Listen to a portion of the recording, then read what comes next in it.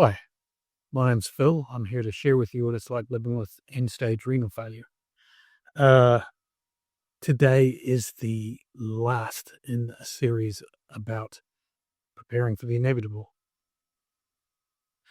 Uh, I've talked about in previous videos how my um, approach, the way I thought about the end of my life, has changed, and then I talked about um, a planning book which relates to that point um, at which I am actually dying, and what I want from doctors and family and so on.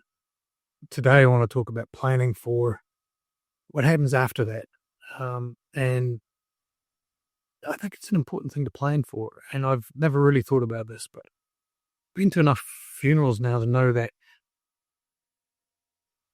the people left behind can be spend so much time focusing on what they want to do for funerals or farewells or whatever that they don't get a chance to grieve. So, um, I'd just like to talk about that. It's a fairly brief video, but I think it's an important topic. When it came to planning farewells um, for myself, and as it turned out, we planned for my wife as well. We went to a seminar, a workshop rather, called Death Without Debt. It's actually run by an organization called Death Without Debt in New Zealand. I'm not sure what alternatives there are around the world, but I'm sure there are many others. Um, so the explanatory note for this booklet is what you and your community need to know to make dignified funerals affordable for everyone. Um, the truth for my wife and I is that we don't have a lot of money in the bank, and funerals cost a lot of money. At least doing them the way that we're used to seeing, not. Um, this workshop was run by a couple of people, a couple of ladies. One of them was a death doula, and I think the other one worked for Work and Income, but maybe not. They certainly had a lot of knowledge that maybe Citizens Advice Bureau or something. And each of these workshops, when they run around the country, are run by different people, but by local people. But what these people went through was some detail about what it's like to be around someone who's breathing their last. And how to respond in yourself so that you don't become flustered and stressed by dealing with that situation.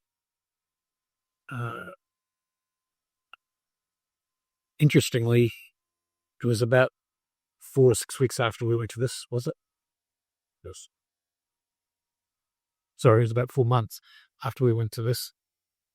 So then my father died, and I could see a whole lot of things they were talking about happening, and with my dad, but also with me in my response. And it was, it's not the greatest place to learn something, but it was a great way for my wife and I to see in action what had been talked about here. But they also talked about different options for burial. So in New Zealand, depending on what part of the country there are a number of different options. You can use a funeral director or not. All those sorts of things were discussed, and over the next few weeks, we sat down and decided what we want. To some degree, it's dictated by our finances, but we're also quite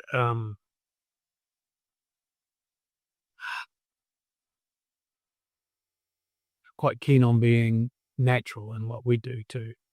So while we haven't opted for like they call it a natural burial, where you bury it not as deep, but plants are planted on top so that you can feed the plants as your body decomposes. We have opted for a less complex, or I guess a less intense process for the family to go through. One of the other things that they mentioned in this that we're in the process of implementing was gathering all your documents, your wills, your powers of attorney, all the forms you need to fill out when someone dies, all your plans and wishes for when that happens, and keep them in a folder which they call a croak folder. So we're in the process of putting that together at the moment. The whole idea of that is not to be morbid at all. It is so that when the time comes, whether it be in 5 years or 20 years or 50 years, as much as possible of the work is done so that people who are left behind can focus on saying goodbye instead of focusing on paperwork and focusing on legal matters, and finding things that they're not sure of. So yeah, I think that's about it. Again, this is something I think everyone would benefit from considering for themselves.